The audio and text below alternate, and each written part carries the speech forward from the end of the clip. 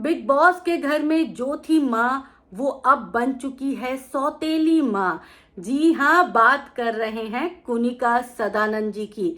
कुनिका सदानंद जी एक हफ्ते तक एक अच्छी माँ बनने की कोशिश करती रही, लेकिन अब उनके चेहरे से नकाब हट चुका है और वो अब अपनी बेटी नहीं, मतलब मुंह बोली बेटी तान्या मित्तल के खिलाफ खड़ी होती हुई दिख रही हैं। टास्क के दौरान जो हुआ वो तो आप सबको पता है। इतना ही नहीं, कुनिका सदानंद ने डायरेक्ट हमला किया है।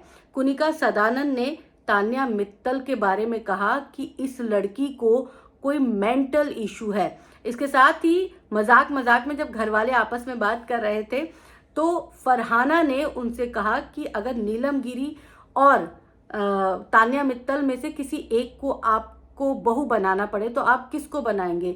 तो उन्होंने नीलम गिरी का नाम लिया। और जब फरहाना ने ये कहा कि मेरे में से और तान्या मित्तल के में से आप किसको जो है अपनी बहू बनाना चाहेंगे, तो उन्होंने कहा कि फिर तो ठीक है, तान्या मित्तल को ही बना लूंगी। मतलब ये इतना ठंडा जवाब था, ठंडा रिएक्शन था कि हर कोई हैरान रह गया। मतलब खुद फरहाना को भी उम्मीद नहीं थी कि कुनिका सदानंद जी इतनी जल्दी पलटी मारेंगी। कुनिका सदानंद और तान्या मित्तल के बीच जो बहस हुई है, जो मनमुटाव हुआ है, अब उसको लेकर तान्या मित्तल भी काफी ज्यादा नाराज हैं, अपसेट हैं, जो उनके चेहरे पर भी दिख रहा है। पूरे दिन वो अपना चेहरा फुलाए फुलाए घूम रही हैं। जिस तरह से वो स्टार्टिंग में एक्टिव थी वो एक्टिव अब नहीं है।